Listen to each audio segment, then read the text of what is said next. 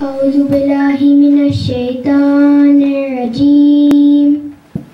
بسم الله الرحمن الرحيم. ألم تر كيف فعل ربك بأصحاب الفيل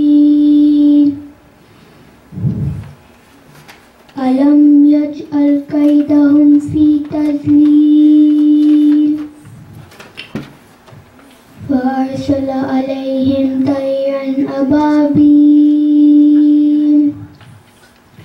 ترميهم بحجارة من سجيل فجعلهم كعصف مأكول.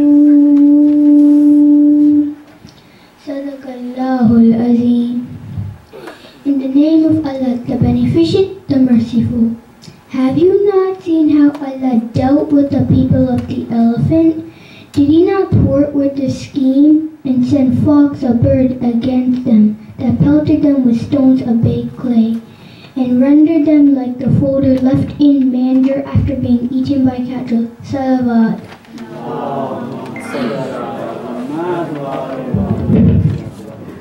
Jazakallah. Now I would like to invite Arsalan to recite Hadith Qissa. Salawat.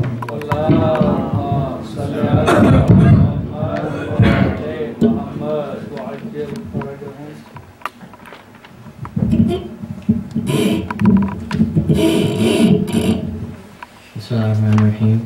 An Fatimah al-Zahra'i alayha as-salam binti Rasulullah sallallahu alayhi wa alihi qala سمعت فاطمة أنها قالت دخل علي أبي رسول الله في بعض أيام فقال السلام عليك يا فاطمة فقلت عليك السلام قال إني أجد في بدني ضعفا فقلت له أعيذك بالله يا أبته من الضعف فقال يا فاطمة ائتيني بالغساء اليماني فخطيني به فأتيته بالغساء اليماني فغطيته به وسرت أنظر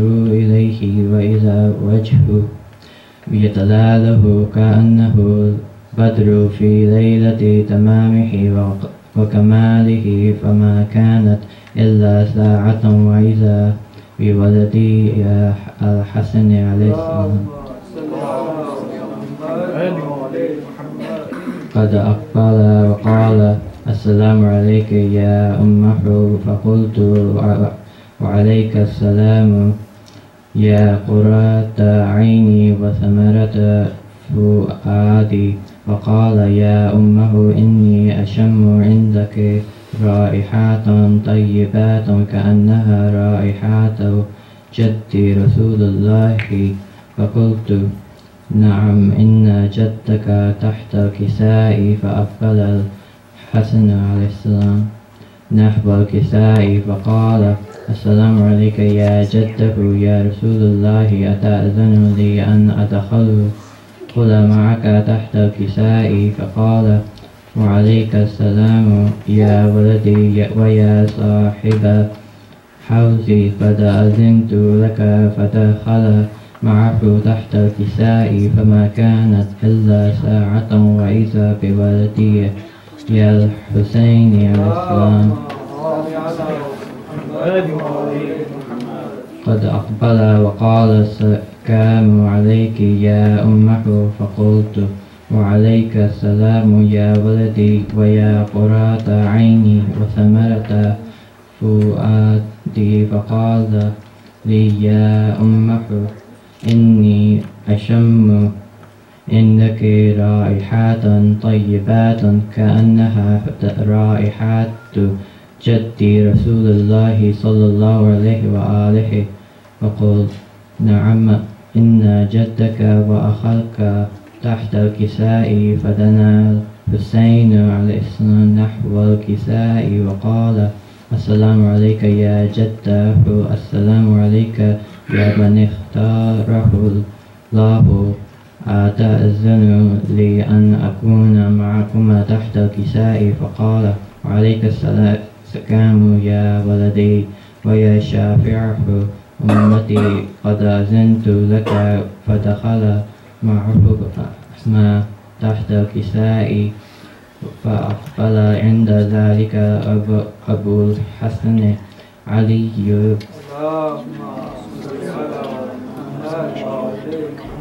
بن أبي طالب عليه السلام، وقال السلام عليك يا بنت رسول الله صلى الله عليه.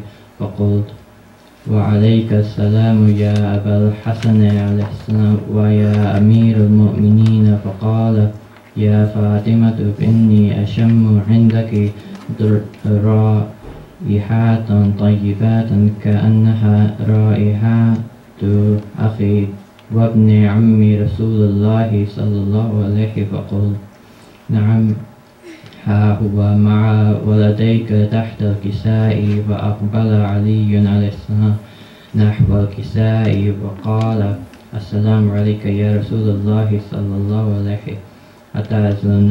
أتأذن لي أن أكون معكم تحت الكساء؟ فقال له عليك السلام يا أخي ويا وزيي وخليفتي وصاحب لوائي، قد أذنت لك. فدخل علي تحت الكساء ثم أتيت نحو الكساء وقلت السلام عليك يا أبتاه يا رسول الله صلى الله عليه، أتأذن لي أن أكون معكم تحت الكساء؟ قال وعليك السلام يا بنتي ويا بضعتي، قد أذنت لك. فدخلت تحت الكساء فلما تملنا جميعا تحت الكساء أخذ بأبي رسول الله بطرفي الكساء وأمي بيده اليمنى إلى السماء فقال اللهم إن هؤلاء أهل بيتي وخاصتي وخمتي،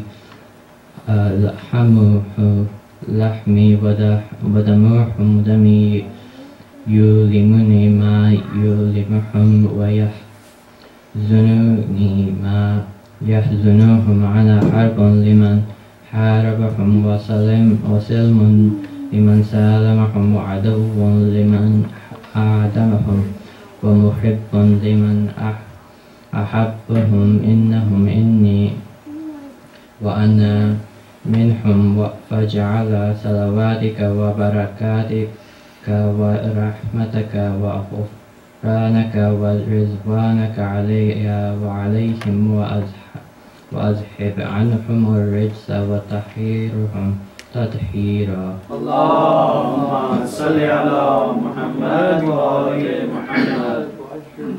فقال الله عز وجل يا ملائكتي ويا سكان سماواتي، إني ما خلقت سماء مبنيات ولا أرضا مدحيات ولا قمرا منيرا ولا شمسا مضيئة ولا فلكا يدور ولا بحرا يجري ولا فلكا يسري إلا في محبة هؤلاء الخمسة الذين هم تحت الكساء. فقال الأمين جبرائيل عليه السلام يا ربي ومن تحت الكساء؟ فقال عز وجل هم أهل بيت نبوتي ومعدن الرسالة، هم فاطمة وأبوها صلى الله عليه وبعلها وبنوها عليه السلام.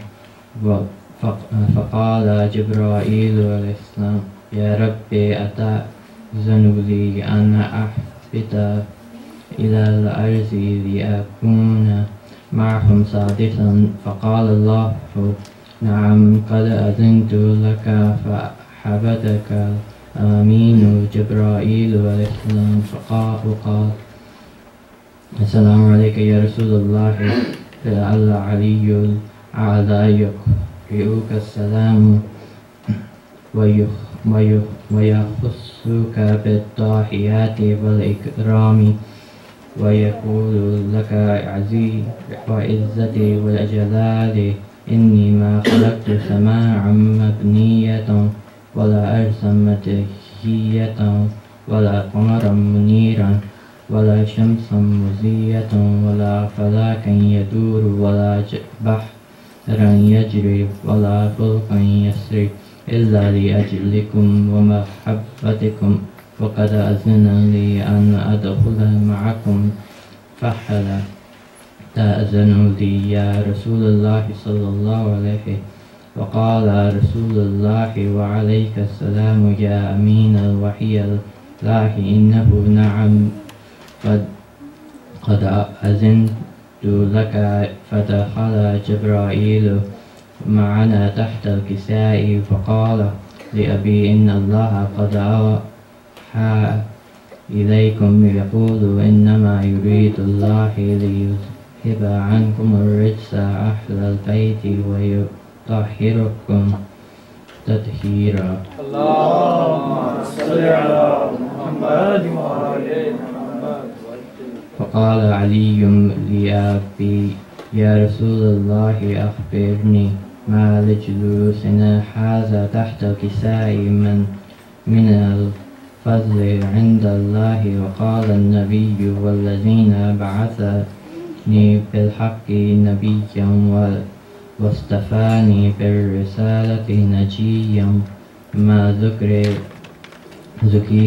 خبرنا هذا في محفل من محافل أهل الأرض وفيه جمع من شيعتنا ومحبين إلا ونزلت عليهم رحمة وخفت بهم الملائكة واستغفرت لهم إلا أن يتفرقوا. فقال علي إذا والله فزنا وفات شيعتنا رب الكعبة.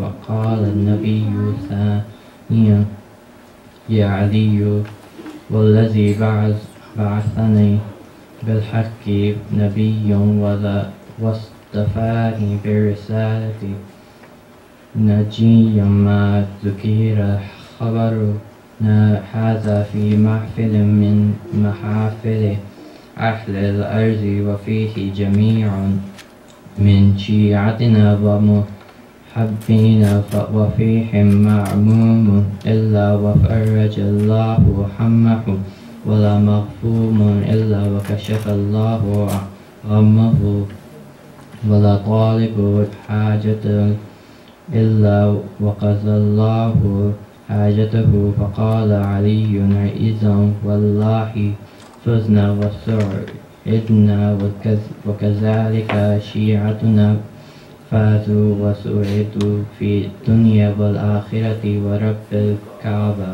اللهم صل على محمد وآل محمد. جزاکاللہ السلام. خلوص دل کی روشنائی لے کر بدیدائے تر حسین لکھنا. تم ایسا کرنا کتاب دل کے ورق ورق پر حسین لکھنا. حروف خوشبو کے پھول بن کر تمہارے سینے میں کھل اٹھیں گے. تم ایسا کرنا کہ اپنی آنکھوں اور اپنے لب پر حسین لکھنا. وہ پرچیاں، وہ چمکتے خنجر، وہ تپتے صحرا پکارتے ہیں. تم ایسا کرنا کہ کربلا کے بدن پہ جا کر حسین لکھنا. اذان دیں گی تمہاری آنکھیں، نماز مصرے ادا کریں گی. تم ایسا کرنا کہ رائے حق میں حسین پڑھ کر حسین لکھنا. اگر کتابت کا شوق ہو تو کتاب صبر و رضا میں راحت جہاں شہیدوں کا نام لکھنا. تو سب سے اوپر حسین لکھنا. صلوات. اللهم صل على محمد. Now Now I would like to invite Qasim Ali to recite a speech. Salawat.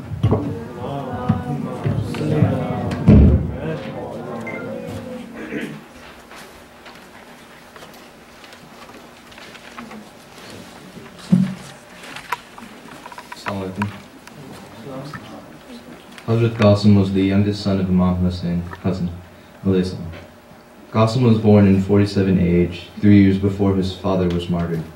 When Imam Hussain prepared to leave Medina in the month of Rajab 60 AH, Qasim's mother Farba asked Imam Hussain to take her and Qasim with him. Imam Hussain agreed. Hazrat Qasim, although only 13 years old, had, like his cousins On and Muhammad, learned fencing from Hazrat Abbas and Hazrat Ali Akbar. Hazrat Abbas was very fond of Hazrat Qasim. On the night before Ashura, when Imam Hussain was passing by Farba's tent, he heard Qasim say to his mother, "Mother, tomorrow Uncle Abbas, Ali Akbar and I will defend Imam Hussain." "Mother, if I get killed, please do not weep for me." Farba replied, "My son, although I dearly love you, I shall not weep for you. Nothing will make me prouder than to see my son give his life for Islam." When Imam Hussain heard his conversation, he prayed to Allah to bless Hazrat Qasim and Farba. On Ashura day, after Anna Muhammad had fallen in the battlefield, Hazrat Qasim came to Imam Hussain and begged for permission to go and fight. Twice Imam Hussain refused, saying, "Qasim, you are young and your mother's only son." Hazrat Qasim was very disappointed. He went to his mother. When she saw her son so disappointed, she remembered that just before he died, Imam Hassan had written a letter, given it to Farba, saying, "If ever you find Qasim in difficulty, give him this letter." She gave Hazrat Qasim the letter. In the letter it was written, "My son Qasim, a day will come when my brother Hussain will be facing an enemy army of tens of thousands. That will be the day when Islam will need to be saved by a sacrifice. You must represent me on that day."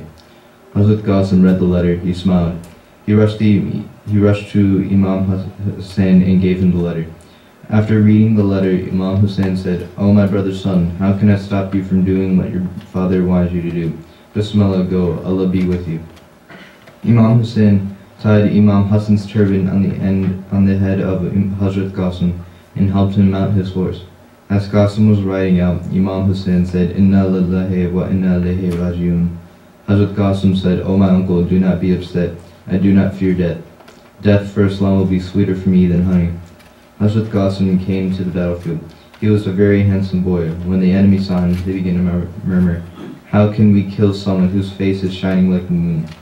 In a loud and clear voice, Hazrat Qasim introduced himself and cried out for a challenge of single combat. He killed several famous warriors who came forward. Every time he fell an enemy, Hazrat Qasim would stand on his stirrups, look behind, and wave to Hazrat Abbas, just as a pupil would seek approval of his teacher on any assignment. Hazrat Qasim would proudly wave back. When the enemy saw his bravery and realized they could not possibly overpower him in single combat, they came from behind him, and one of them hit Hazrat Qasim on the head with a sword. Hazrat Qasim tried to go on fighting, but alas, he was so young and he was so very thirsty. He fell from his horse, crying out, "Ya Ammahu, accept my last salams." Imam Hussain and Hazrat Abbas rode out. The soldiers tried to stop them. When finally they came to where Hazrat Qasim had fallen, they saw a dreadful sight. Hazrat Qasim's body had been trampled by the horses of the soldiers who had tried to stop Imam Hussain and Hazrat Abbas. Hazrat Abbas was so angry when he saw this that he began to shake with fear. He took out his sword and wanted to attack the enemy. Imam Hussain restrained him, saying, "Abbas, have patience, dear brother. Do not give them an excuse for saying that we attacked them first." It is reported that Imam Hussain took off his abab and spread it on the ground and gathered the pieces from the gown as one gathers flowers from a garden. Salah.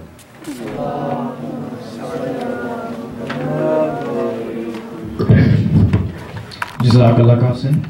And before I continue, I have a share that I would like to recite.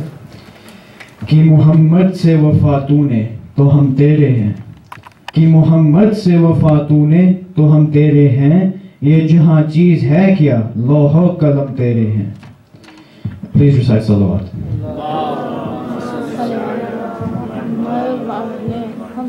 Now I would like to have Murtaza Abbas to come and give a speech on Imam Hussnain Ali. Please recite Salawat.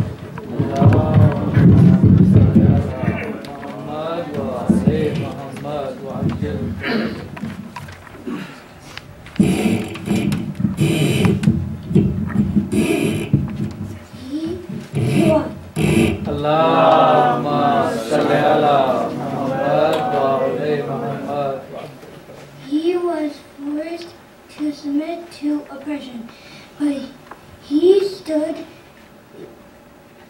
against it. He showed how to live and die with honor. He sacrificed everything to revive the golden valleys of Islam. He kindly welcomed the needy to his doorstep. He was loved then and adored now. He was Hussnain, the son of Ali and Fatima. Peace be upon them all. Salawat. Allahumma salli ala Muhammad wa ali Muhammad. MashaAllah, Murtaza. Next, I will invite Abbas and Hassan Raza to do a murkabat. Salawat.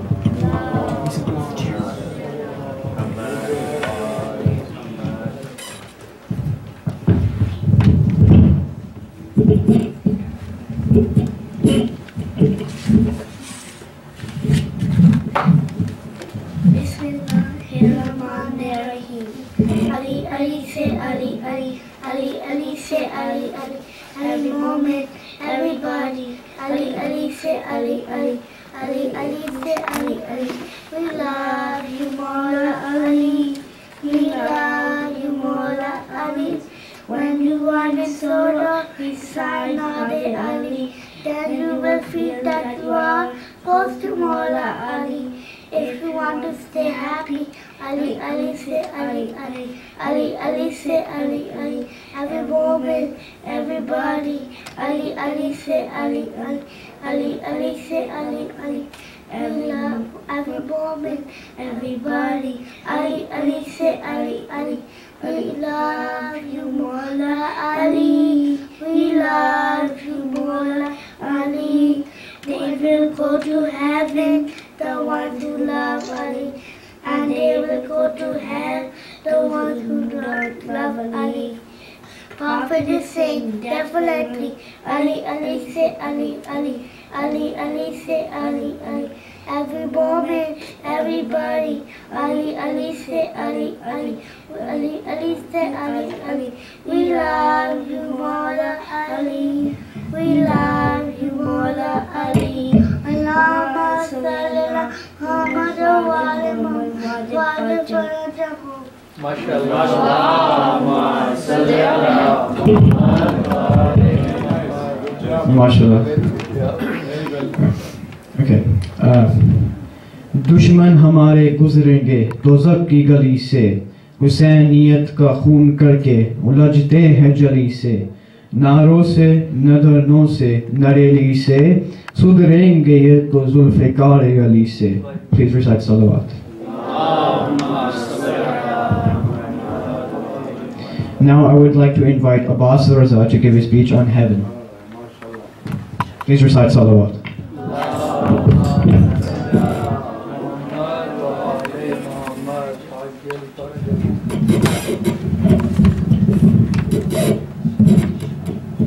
Paradise is a place beyond thought or imagination.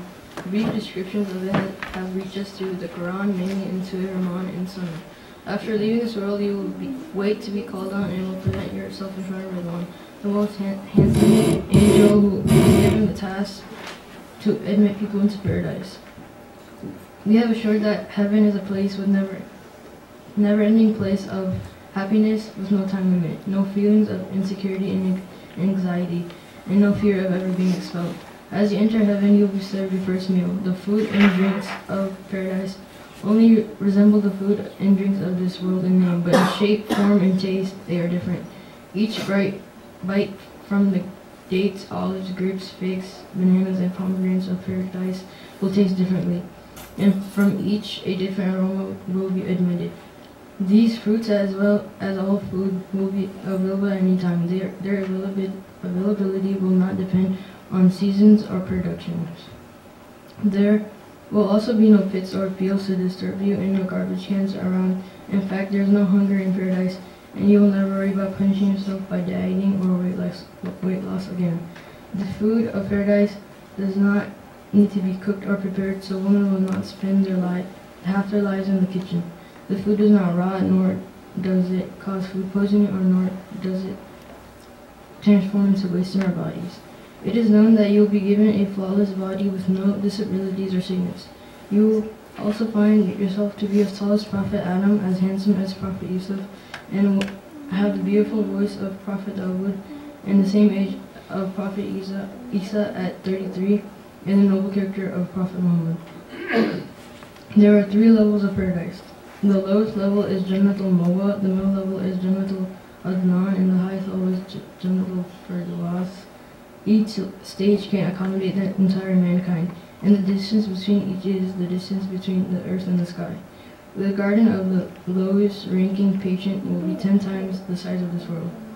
After the first meal, you will be taken to your home. As you travel, wondering which garden is yours, you will notice that the sand is not made of dirt, it is pure saffron. The gravel is made of pearls and rubies, and the buildings are made of transparent gold and silver. Even the richest man on earth cannot purchase a single brick of paradise with all the money in the world. When you finally reach your garden, you will find the most gorgeous woman or man, the likes of which you have never seen. There a single man will be granted the strength of 100 men.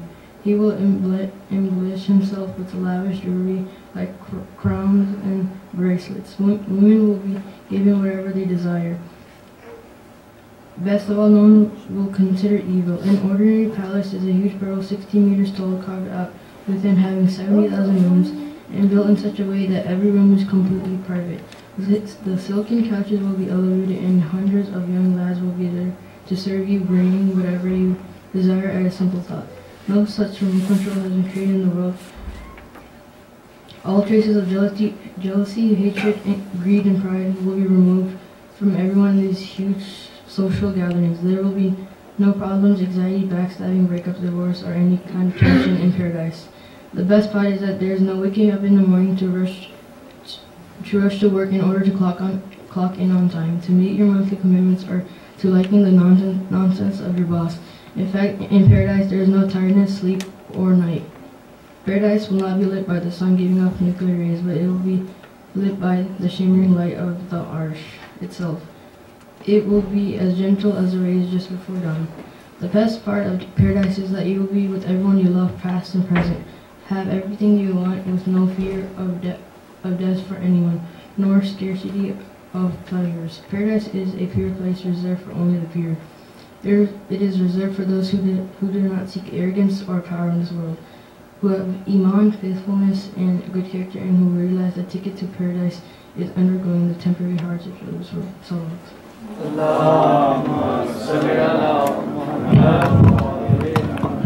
Jazakallah Abbas. Now I would like to invite Brother Jawad for a presentation. Allahumma salli ala Muhammad.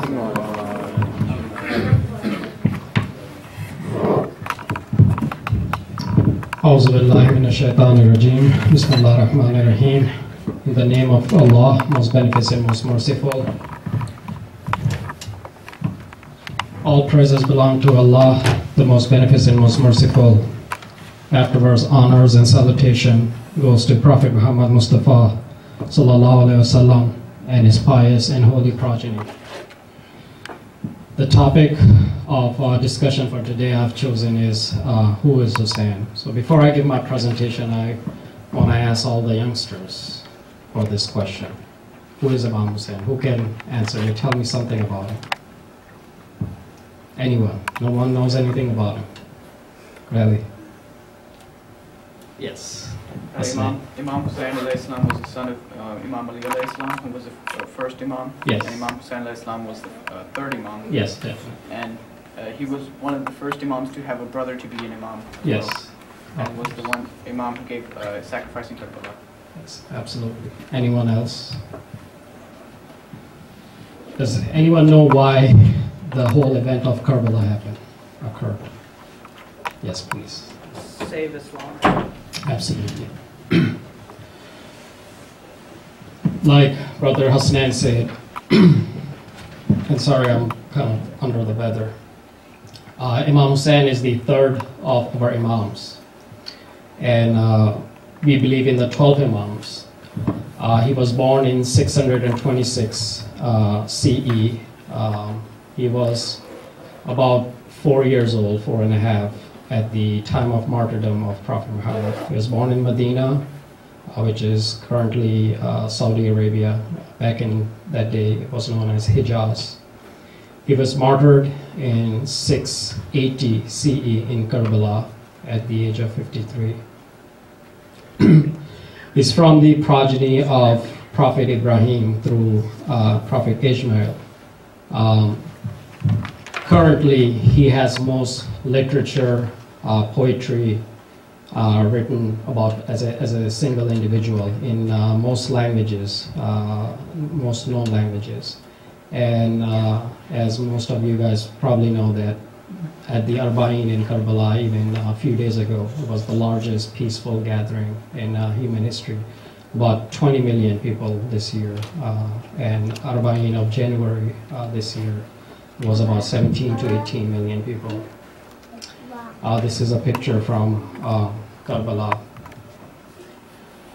So why do you think so many people are attracted towards Imam Hussain? So many people are inspired by him, and that's one of the things after knowing about Imam Hussain, know what happened in Karbala, his character, his personality, his piety, his knowledge, his spirituality, his generosity. Once people, not only Shias, people of other religions, once they get to know him, they get inspired by him, and that's what attracts so many people towards him. A little bit of from Quraysh, which is a tribe or clan, you could say it's most of a tribe, a family tree, through Prophet Ismail.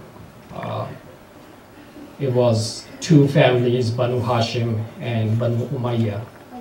From Banu Hashim, it's Prophet Muhammad sallallahu alaihi wasallam, his cousin Imam Ali ibn Abi Talib, who's married to Bibi Fatima al-Zahra. From them, they had 5 children, Imam Hassan, Imam Hussain, Bibi Zainab, Bibi Kulthum, and Hazrat Mohsin, who was, before he was born, he was miscarried by Lady Fatima al-Zahra. And from the distant of, you can say, relative or distant in a family tree, from Banu Umayyah, which is about 5 or 6 generations of Prophet Muhammad.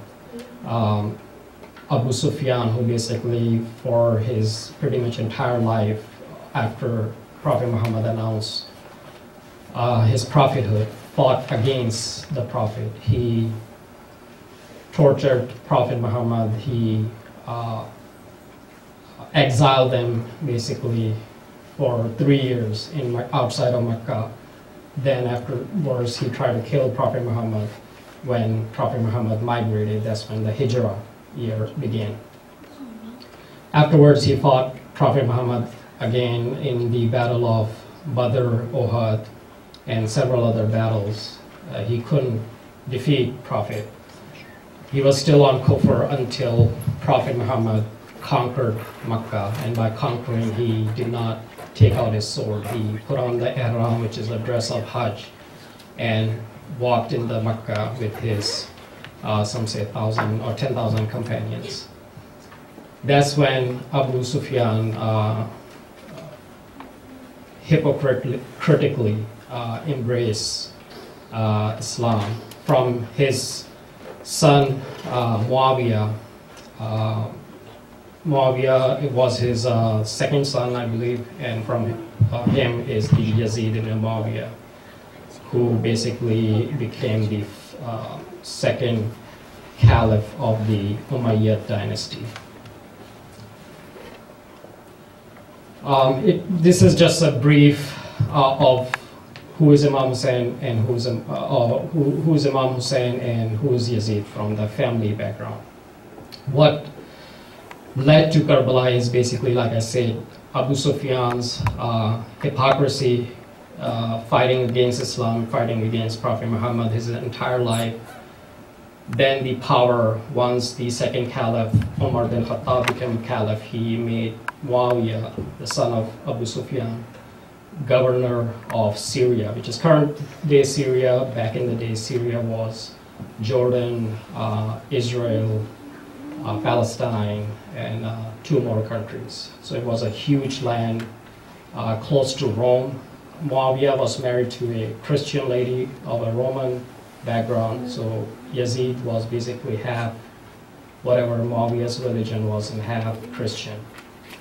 He has close ties to Romans, and that's how he became so powerful, basically through Roman Empire. So he had part of Muslim Empire and part of Roman Empire. Prophet Muhammad, peace be upon him, has said Hassan and Hussein are the leaders of the youth of paradise. And this hadith Prophet Muhammad said so many times that nobody could refute, and certain hypocrites they try to come up with certain hadiths equal to this hadith. But our 11th Imam, Imam Hassan Askari, was asked about that, that so-and-so is the leader of all people. So Imam Hassan Askari said, there will be no, like the young boy who just led a speech about paradise. Basically, there will be no old people in paradise. So that hadith is obviously fabricated. Everyone will be youth, and our leader in paradise will be Imam Hassan and Imam Hussein. And also, Prophet Muhammad knew about the martyrdom of the assassination of Imam Hussein, and he basically said that as a result of the assassination of Hussein, such a warmth will be kindled in the hearts of the believers that shall not become cold until the day of resurrection. And this is the proof that of Prophet Muhammad's word, that we are the proof, all of us, the people who go to Karbala, that in our hearts is the warmth, is the love for Imam Hussein that is continuously increasing each year. And like I said earlier, it is not just the Muslims who are inspired or who are affected by Imam Hussein. Our current president, President Obama, has said that he was inspired by Dr. Martin Luther King's civil rights movement. That's what inspired him to run for public office. Dr. King have said that he was inspired by Mahatma Gandhi's peaceful march of independence of India, where he took 72 people of his party. And Mahatma Gandhi has said that he was inspired by Imam Hussein how to achieve victory while being oppressed. That's one of the reasons he took the 72 of his companions in the march against British royalty during the independence of India. He has also said, Mahatma Gandhi, who's the leader of, founding father of India, basically have said that my admiration for the noble sacrifice of Imam Hussein as a martyr vow, because he accepted death and the torture of thirst and for himself, his sons, and his whole family, but did not submit to unjust authority. I learned from Hussein how to achieve victory while being oppressed. My faith is that the progress of Islam does not depend on the use of sword by its believers, but the result of the supreme sacrifice of Imam Hussein. If India wants to be a successful country, it must follow in the footsteps of Imam Hussein. If I had an army like the 72 soldiers of Hussein would have won freedom for India in 24 hours. Basically, that was from his speech, which he gave during that march. Pandit Jawaharlal Nehru, who was the first Prime Minister of India, he also have said some inspiring words about Imam Hussein, that there's a universal appeal in his martyrdom. Hazrat Imam Hussnain Ali sacrificed his all, but he refused to submit to a tyrannical government. He never gave any weight to the fact that his material force was far less in comparison to that of an enemy. The power of faith of his greatest force, which regards all material force as nothing. The sacrifice is a beacon of light for guidance for every community and every nation. Imam Hussein's sacrifice is for all groups and communities, an example of the path of righteousness. And by this, basically, he was a learned man. He knew about, I'm talking about Nehru, he knew about the history, what happened, what occurred in Karbala. And many said there were people who, even of Hindu background, who joined Imam Hussein during the Battle of Karbala. Dr. Radhakrishna, who was the first vice president of India, have said that through Imam Hussein, though Imam Hussein, gave his life almost 1300 years ago, but his indestructible soul rules the heart of people even today. And absolutely. This can be seen basically, if you go on YouTube, you can see basically there are people who commemorate a march for Imam Hussein, not only just in Karbala or in Pakistan, India, even in African countries, Australia, Sweden, Netherlands, some of the countries, South Africa, I never knew about it, but they recently had a Majlis and Julus for Imam Hussein. And inshallah, tomorrow in DC, we'll walk and try to tell people about who Imam Hussein was, and this come down to us as a responsibility. And those were a couple of people from India, subcontinental background. Reynold Nicholson, in the literary history of the Arabs in 1930, he wrote this book. In his book, he wrote, Hussein fell pierced by an arrow, and his brave followers were cut down besides him to the last man. Ahmadiyyan tradition, which, with rare exception, is uniformly hostile to the Umayyad dynasty, regards Hussein as a martyr and Yazid as his murderer. Absolutely. Imam Hussein, there is a group of people even today who believe that Yazid, Lanatullahi, was right for some reason. That they believe he was the right caliph, and Imam Hussein, as a grandson of Prophet, he was wrong.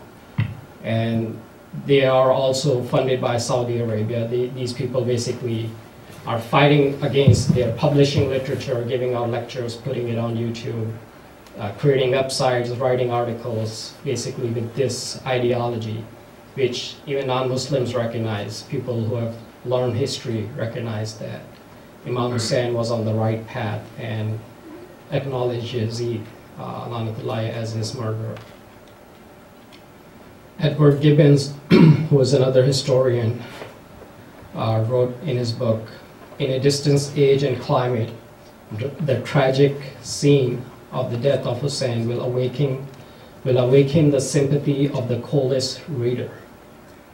And this is another reason why so many people, because people with a little bit of humanity, a little bit of compassion, when they know about Imam Hussein, they cry for Imam Hussein, knowing what tragic event that was. And that's what Edward Gibbons writes in his book, that it will awaken the sympathy in the coldest reader's heart.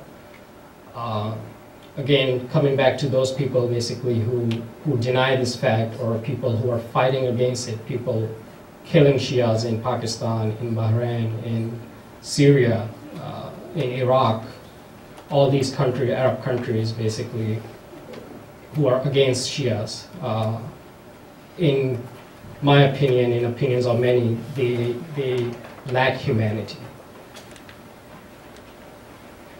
Charles Dickens, who's a famous English novelist, wrote, "If Imam Hussein had fought to quench his worldly desires, then I do not understand why his sister, wife, and children accompanied him.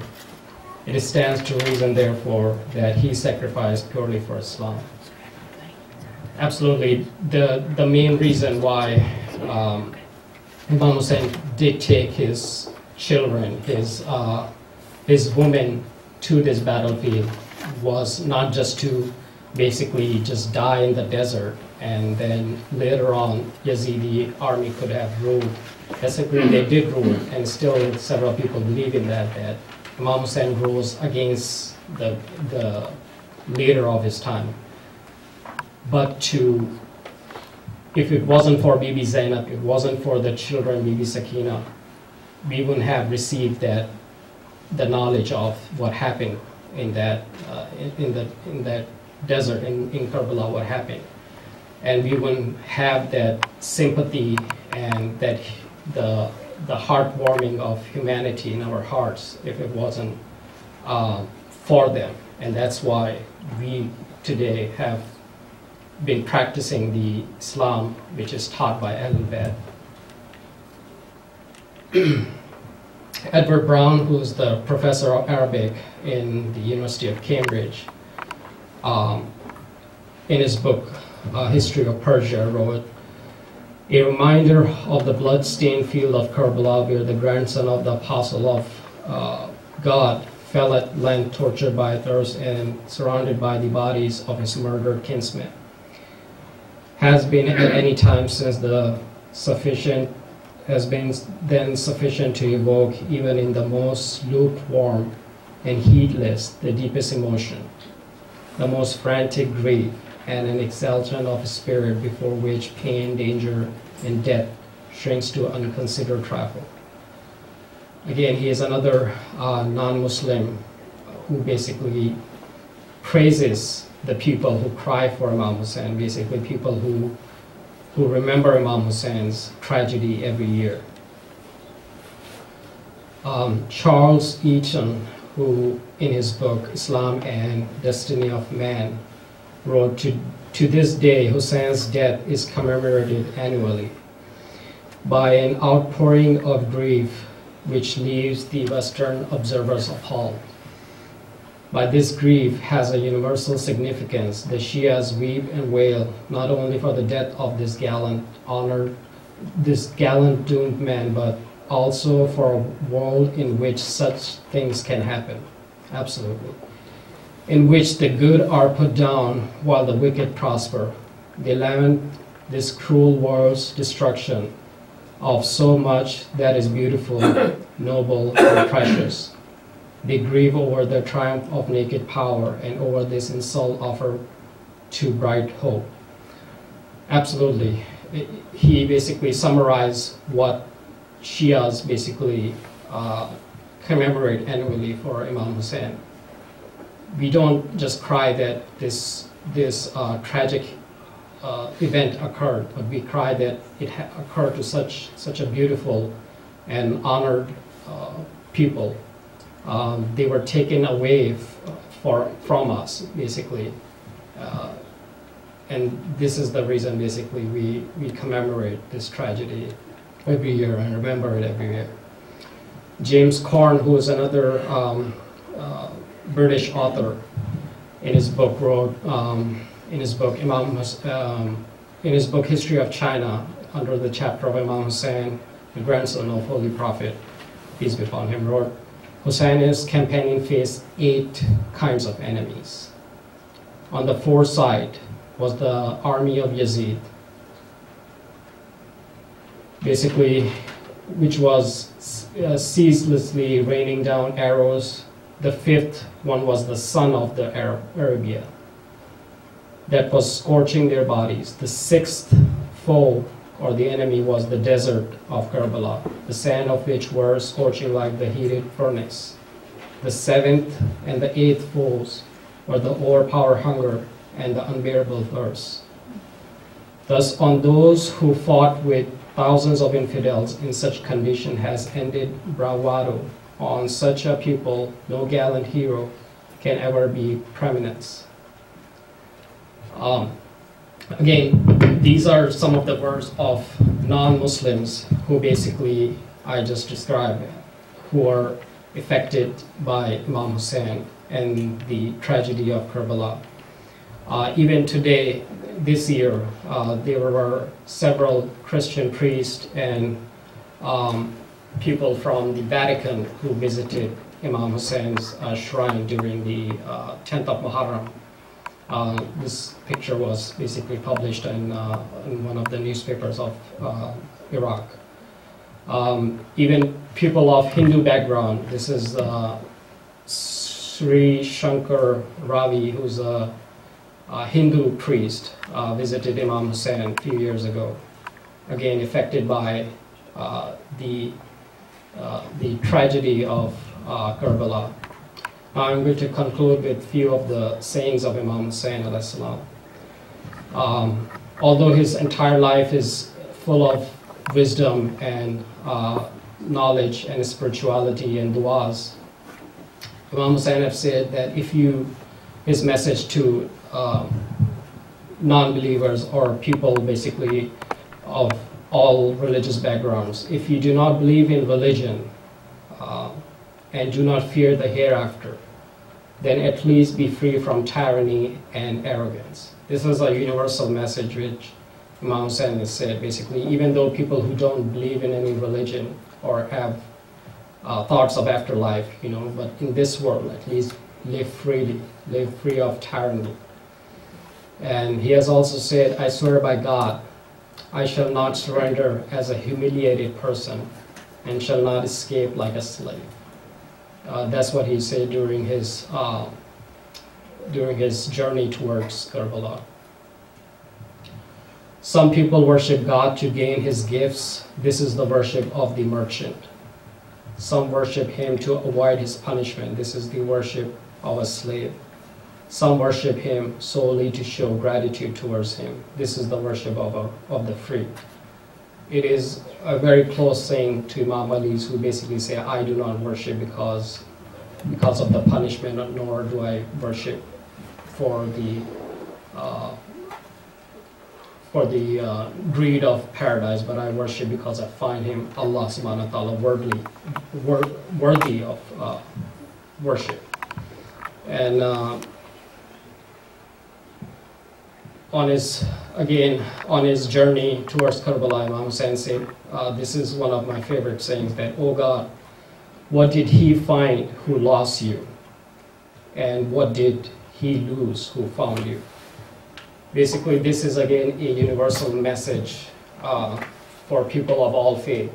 Basically, faith, when people do have faith, their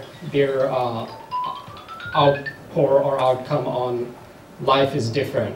Basically, Imam Hussein is saying on people who basically, what did he find who lost you? Person who doesn't believe in God, what exactly, other than losing his faith, what did he find? And what did he lose? Basically, who found you? This concludes my presentation. Are there any questions? Sorry, it went a little over. All right, from Muhammad Ali Muhammad Sallallahu.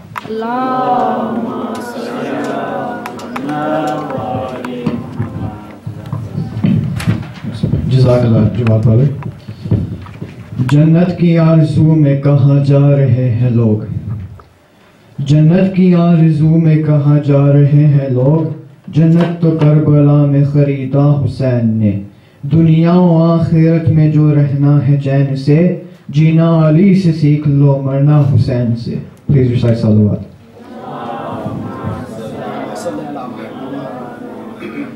Now I would like to invite Shahbaz Ali to give a speech on Auna Muhammad. Please recite salawat.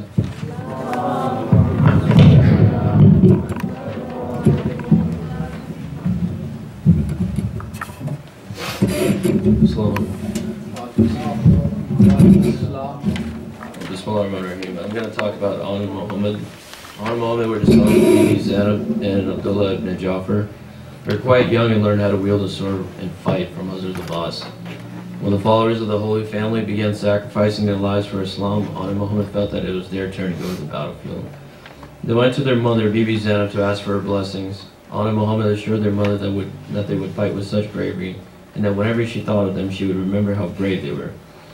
Bibi Zainab wanted her brother to request to allow her two sons to fight for Islam and show their bravery. Imam Hussnain Ali stood there in silence. He looked at his sister, and he saw disappointment on her face. He saw tears forming around her eyes, and then said, "My beloved sister, you have never asked me for anything before. How can I say no to you now?" He turned to Anu Muhammad and said, "Go, my sons, be brave. I shall join you soon on your journey to the heavens." Bibi Zainab then held them close and kissed them goodbye.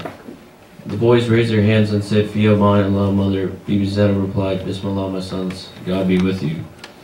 The two boys rode out on the battlefield. They fought bravely. At one point, Omar, son of Saad, asked, "Who are these two youngsters? They fight like I've seen Ali, son of Abu Talib, fight." When he was told who they, he ordered his he ordered his soldiers to give up single combat and surround and kill the boys.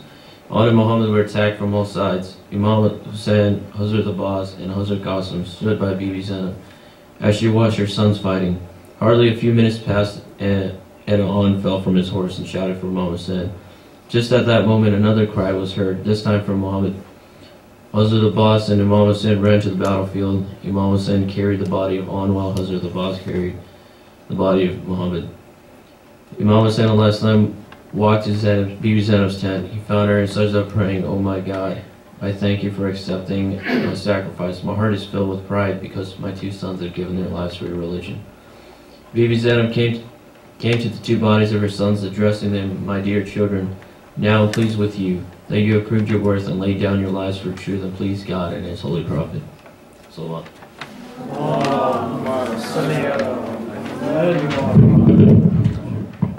Jazakallah.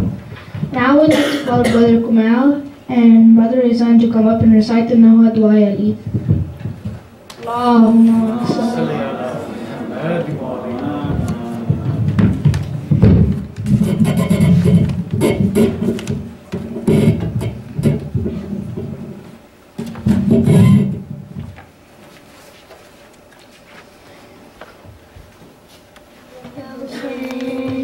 Ya Hussein, Ya Hussein, Ya Hussein, Ya Hussein.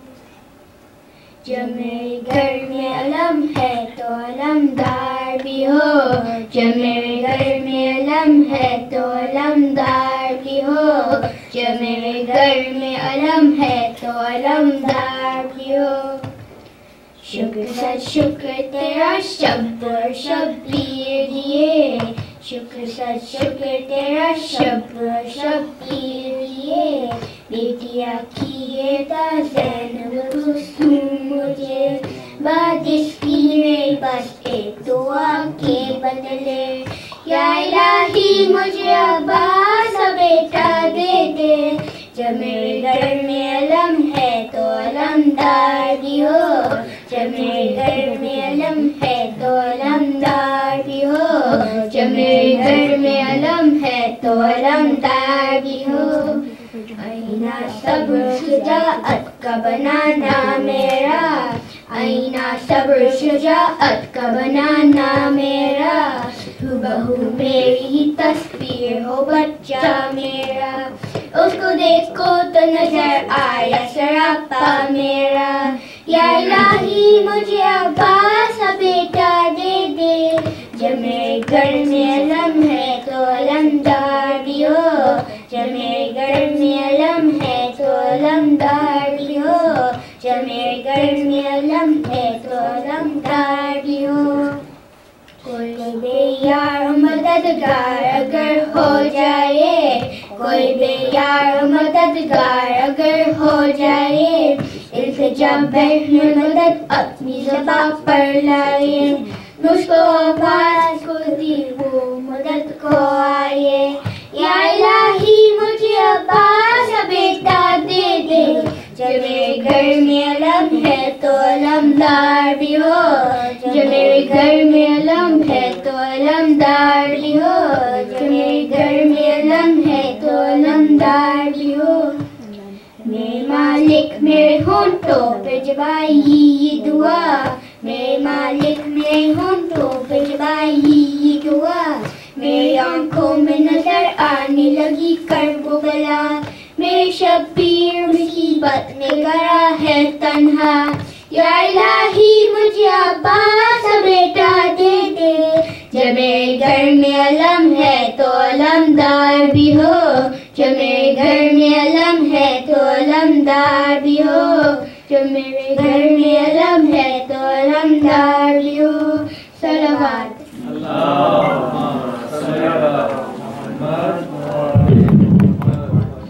जज़ाकल्लाह। क्यों दुश्मनी है तुझको अलियो हुसैन से, क्यों दुश्मनी है तुझको अलियो हुसैन से, फुर्सत मिले तो पूछ कभी वालिदैन से। Please recite salawat.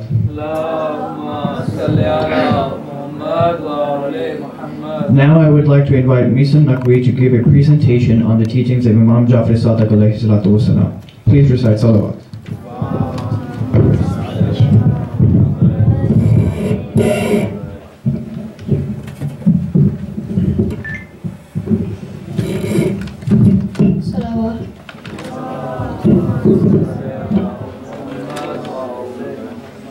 Assalamu alaikum.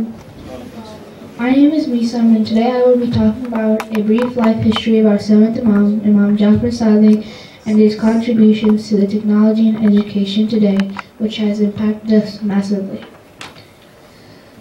A brief life history: his name was Jafar ibn Muhammad. His mother's name was Farba. His kunyat was Abu Abdullah. His title was Al-Sadiq. He was born in Medina at 83 AH. He died of poison in 148 AH, and he is buried in Baqi near his father. Imam Muhammad Baqir and his son Imam Jafar Sadiq knew that the Muslim world will be flooded with books of philosophers of Greece and Rome and Alexandria, and that Muslims would blindly accept everything they read, even though the theories were false. Thus, many of the false theories would catch their imagination, corrupt their mind, and keep them under darkness for centuries, which is actually what happened in the past. For example, the theory of Ptolemy, a Greek writer of Alexandria, is that the earth is the center of the universe and the sun rotates around it, and the planets and the stars rotate around it too. The theory was accepted by Muslims as true, even though 100 years later the theory was proven incorrect. The father and son imams explained to their students who were to spread their teachings among the Muslims that the theories they had read of those philosophers were wrong, and pointed out their mistakes and presented their own correct theories. And prior to the translation of these subjects from Indian, Greek, and Persian into Arabic, because they were imams, which are representatives of Allah, they had the knowledge of the theories above the Greek and other philosophers. In a time in history, the imams had opened a school for more than 4,000 students. He taught the students the concepts of science, philosophy, mathematics, and technology. Imam Jafar Sadiq had a great impact on our world today. We as Shia youth have an obligation to do more research to find out about our imams. Thank you for listening, and Allah salawat.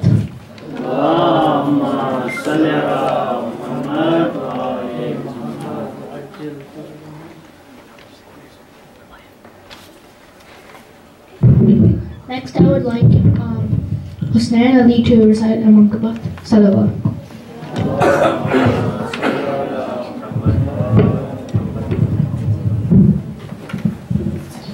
Please recite salawat.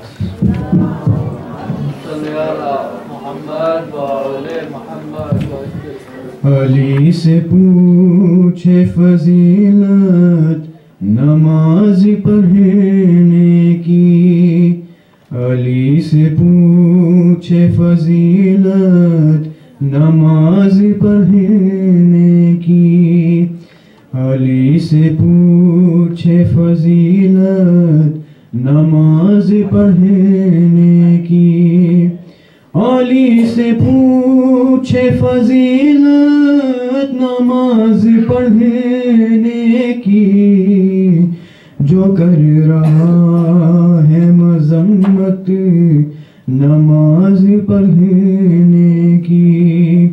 علی سے پوچھے فضیلت نماز پڑھنے کی، نماز پڑھنی ہے گروار سے نماز کے ساتھ، نماز پڑھنی ہے گروار سے نماز کے ساتھ، ابھی سے ڈال لو عادت نماز پڑھنے کی۔ علی سے پوچھے فضیلت نماز پڑھنے کی، میں چاہتا ہوں علی کے علی سے بات کروں، میں چاہتا ہوں علی کے علی سے بات کروں، مجھے یوں رہتی ہے عجلت نماز پڑھنے کی۔ علی سے پوچھے فضیلت نماز پڑھنے کی، میں جب مصلی پہ آؤں تو دل یہ کہتا ہے، میں جب مصلی پہ آؤں تو دل یہ کہتا ہے، لے کر بلا سے اجازت نماز پڑھنے کی۔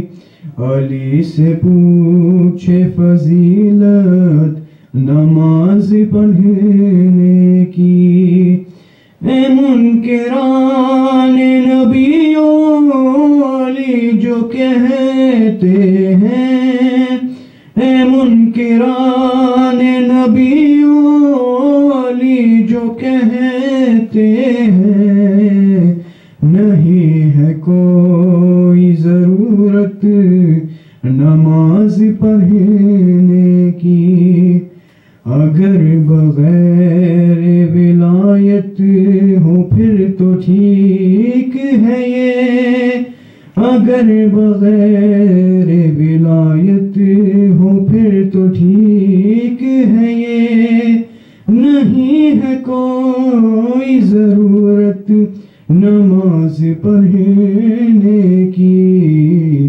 علی سے پوچھے فضیلت نماز پڑھنے کی، میں قبلہ رو تھا زرعِ حسین سامنے تھی، میں قبلہ رو تھا زرعِ حسین سامنے تھی، دوبالا ہو گئی لذت نماز پڑھنے کی۔ علی سے پوچھے فضیلت نماز پڑھنے کی، صفِ نماز پہ آؤں کہ فرش ماتم پر، صفِ نماز پہ آؤں کہ فرش ماتم پر، میں کر کے آتا ہوں نیت نماز پڑھنے کی۔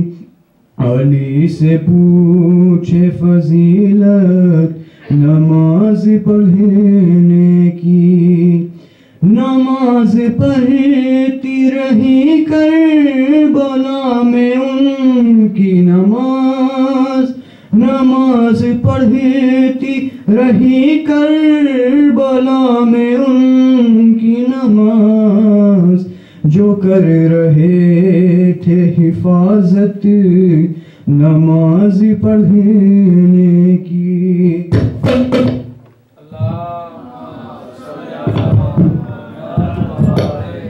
علی سے پوچھے فضیلت نماز پڑھنے کی، خدا से मांग तकल्लुम ओली ओली का सिला खुदा से मांग तकल्लुम ओली ओली का सिला अली से मांग ले उजरत नमाज पढ़ने की अली से पूछे फजीलत नमाज पढ़ने की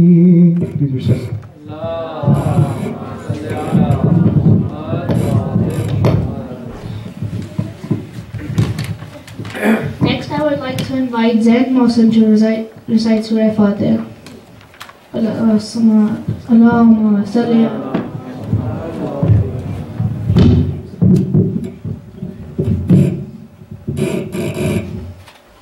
أعوذ بالله من الشيطان الرجيم بسم الله الرحمن الرحيم الحمد لله رب العالمين الرحمن الرحيم مالك يوم الدين إياك نعبد وإياك نستعين اهدنا الصراط المستقيم صراط الذين أنعمت عليهم غير المغضوب عليهم ولا الضالين.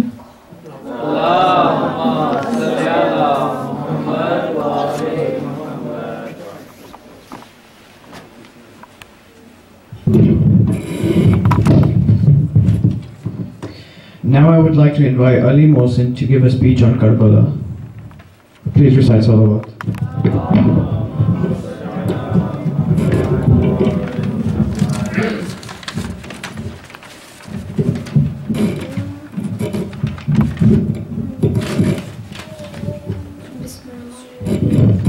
It was a peak of the mischief and virtues and chains just lost a journey, a poem about Karbala.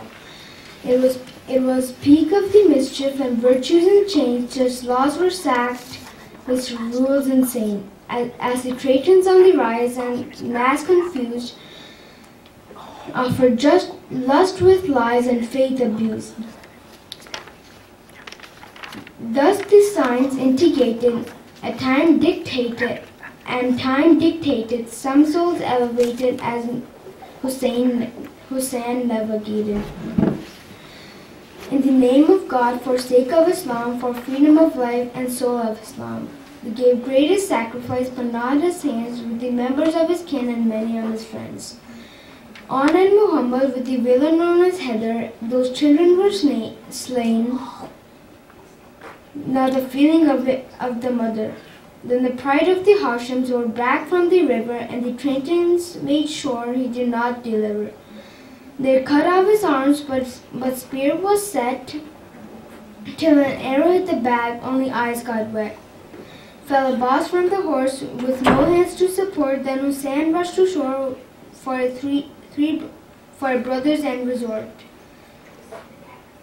Those children who waited with the patience were told the thirst in the camp was 3 days old. Soon Akbar came down with spear in his chest, which your father had to fall, so spear was the test. Now the leader was alone as he called for the help, then a baby fell down as a response from the crib. This thirsty poor infant was the son of Imam, who acknowledged his father and the call of Imam. Thus Hussein brought him for some water in the field, fields, and showed them baby's dry lips and appealed. But the 6 months old got an arrow so thick that turned him over and tore his neck. Asghar went to sleep with his father and no fear, with the cradle on fire and heads on spear. And his sister by the camp saw the horror of this trick, as a knife tore the neck where the Prophet put his lips.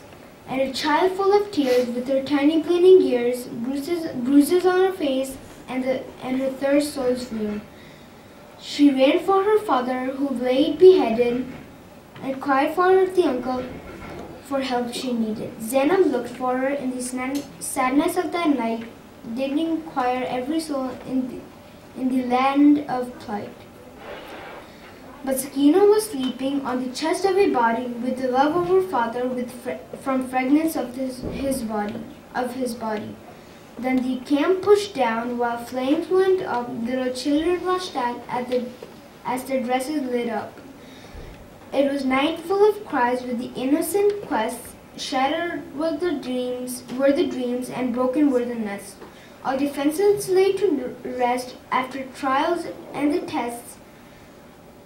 Left to face one Imam, even history would detest. With the depth of the patience and the zenith of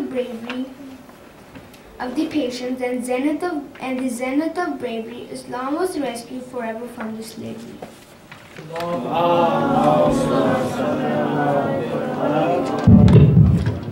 جزاک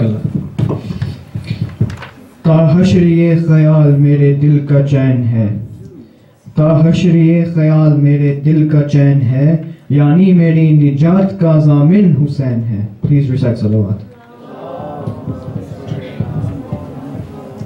Now I would like to invite Muhammad Junaid to recite the Masaib of the Jahilum of Imam Hussnain Ali. Please recite salawat.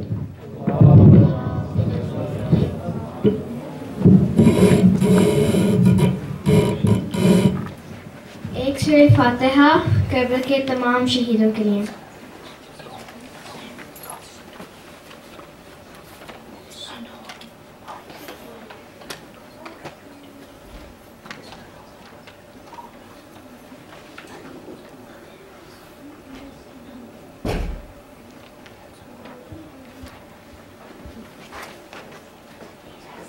نام عباس تھا جس کا وہ علمدار وفا، لشکر شاہ کی بگڑی کو بنانے والا.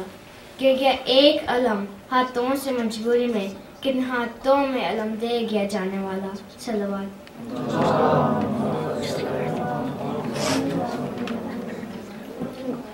یہ کربلا کے شہیدوں کے چیلوں کے دل تھے. یزیدیت ہار گئے، مولا جیت گئے. آج بھی زینب کے فتح کے دن ہیں. ہے یہ کیسے دن آئے، یہ سارے مرد کہاں گئے، یہ سارے چھوٹے چھوٹے بچے کہاں گئے، یہ سارے سامان کہاں لٹ گیا، یہ سارے گودیاں کیوں خالی ہیں. ہمارا سلام ہے بی بی سکینہ پر، پانی جو کبھی مرتا ہے نہ پیتی ہے سکینہ. زنجیروں کو عابد کی بھی ہوتی ہے سکینہ، بابا کی جدائی میں نہ سوتی ہے سکینہ. روتی ہے آخ روتی ہے بس روتی ہے سکینہ. ہمارا سلام ان بیویوں پر جن کو رونے نہیں دیا گیا. ہمارا سلام ہو بی بی سکینہ پر کہ جب وہ روتی تھی تو شمر آ کر ان کے پیٹ پہ تماچے مارتا تھا. ہمارا سلام ہو بی بی زینب پر کہ جب وہ روتی تھیں تو شمر آ کر ان پہ تماچے مارتا تھا. اور ہمارا سلام ہو ہمارے چوتھے امام پر کہ وہ ایک ہی 2 سال نہیں روئے بلکہ پورے 40 سال خون کے آنسو روئے. پوچھنے والے نے پوچھا کہ مولا کیا کو وہ منظر رلاتا ہے کہ جب علی اکبر کے سینے پر برچی لگی؟ مولا نے کہا نہیں. پوچھنے والے نے پھر پوچھا کہ مولا کیا کو وہ منظر لاتا ہے کہ جب قاسم شہید ہو گئے اور وہ گوئے سے نیچے گر گئے، ان کے لاش کے ٹکڑے ہو گئے؟ مولا نے کہا نہیں. لیکن ہائے میری پھوپھیوں کو چادر، ہائے میرے پھوپھیوں کو پردہ. ارے ہمارا سلام ہو ان بیویوں پر کہ جب وہ شام کے بڑے بازار گزری تو لوگ ان پر پتھر مار مار کے غصے کرتے تھے. بیویاں چلاتی تھیں ہائے بابا ہائے نانا، اگر آج عباس زندہ ہوتے تو یہ لوگ ہمیں پتھر نہ مارتے. ارے اگر آج حسین اور علی اکبر زندہ ہوتے تو کوئی ہمارے سروں سے چادر نہ چھینتا. ارے کربلا کے خاک نشینوں تم پر ہمارا سلام ہو. صلوات.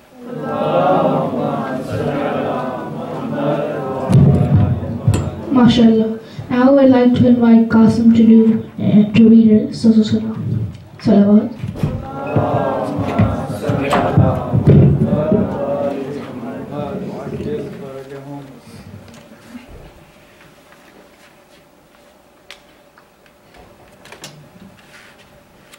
بانو کہاں تلاش کرے اپنے لال کو، جنگل میں مار ڈالا ہے زہرا کی آل کو.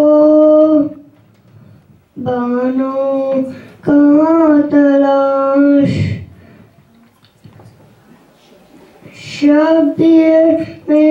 پاس ہے صدقے کو بس یہی شبیر لا رہے ہیں میدان سے دیکھیے اپنے ضعیف کاندھوں پہ 18 سال کو بانو کہاں تلاش کرے اپنے لال کو بانو کہاں تلاش شبیر میرے پاس ہے صدقے کو بس یہی جھولے سے لال کے دے دیا بانو نے لال کو بانو کہاں تلاش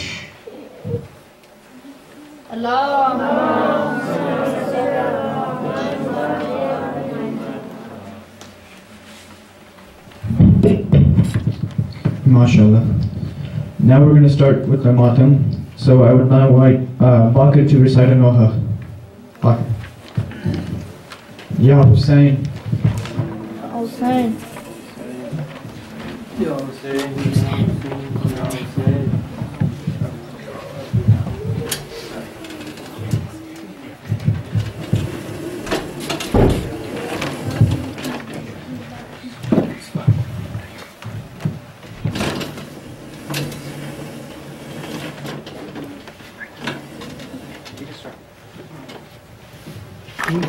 بازار میں ستمگر زینب کو لا رہے ہیں عباس کو بلاؤ بازار میں ستمگر زینب کو لا رہے ہیں عباس کو بلاؤ آلے نبی کو ظالم در در پھیرا رہے ہیں عباس کو بلاؤ بازار میں ستمگر زینب کو لا رہے ہیں عباس کو بلاؤ سیدانیاں تو شہ کے ماتم میں رو رہی ہیں سیدانیاں تو شہ کے ماتم میں رو رہی ہیں اور بے حیا ستمگر خوشیاں منا رہے ہیں عباس کو بلاؤ بازار میں ستمگر زینب کو لا رہے ہیں عباس کو بلاؤ ایک عشق پر ہے جن کے دونوں جہان صدقے ایک عشق پر ہے جن کے دونوں جہان صدقے ہنس ہنس کے شام والے ان کو رلا رہے ہیں عباس کو بلاؤ بازار میں ستمگر زینب کو لا رہے ہیں عباس کو بلاؤ بے خوف ہو کے ظالم غاصب غلام سادے بے خوف ہو کے ظالم غاصب غلام سادے شکی یتیم بچی پہ ظلم ڈال رہے ہیں عباس کو بلاؤ بازار میں ستمگر زینب کو لا رہے ہیں عباس کو بلاؤ बाजार में से तुम ज़ैनब को ला रहे हैं या Hussein, born in the holy Kaaba, brought to this world for our sake. Who would have thought that you would go through such pain and heartbreak? Your family would endure injustice like none other. Tears still flow for your sons as per hadith from their mother. Mawla, Mawla, Mawla, Mawla, Mawla, Mawla. As orphan Fatima stood so helpless at her front door, she asked the men to leave, but her request was just ignored. That door was broken through and your life was shattered in two. You lost your unborn son and you lost your precious wife too. Mawla, Mawla, Mawla, Mawla, Mawla, Mawla.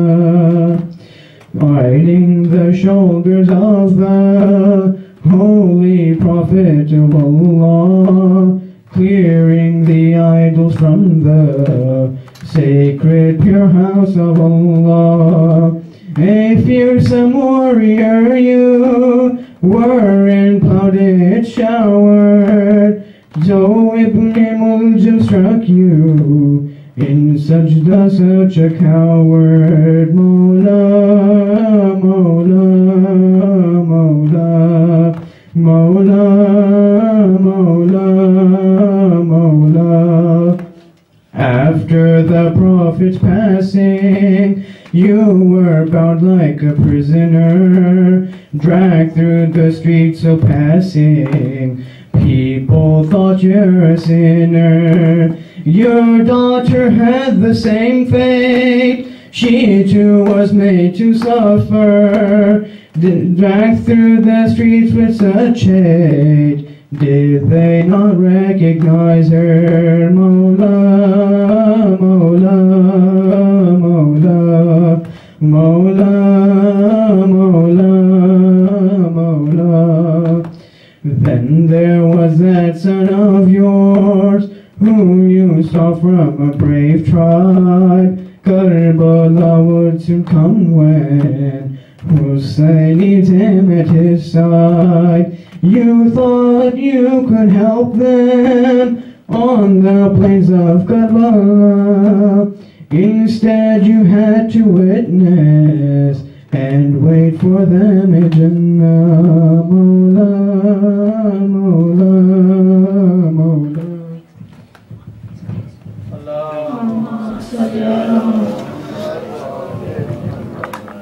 Now, I would like to giving him birthday.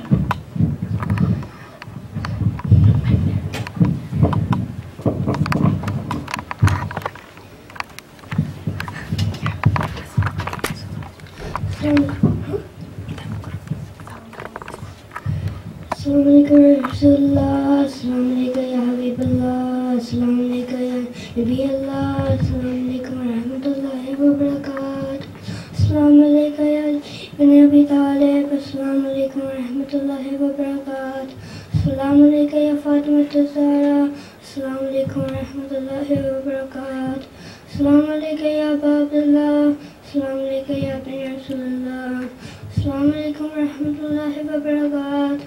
Assalamualaikum Ya Gharibul Ghurba, Assalamualaikum Ya Nisan Nufus, Assalamualaikum Warahmatullahi Wabarakatuh, Assalamualaikum Ya Sahibi Asr wa Zaman, Assalamualaikum Ya Sharikatul Quran, Assalamualaikum Warahmatullahi Wabarakatuh.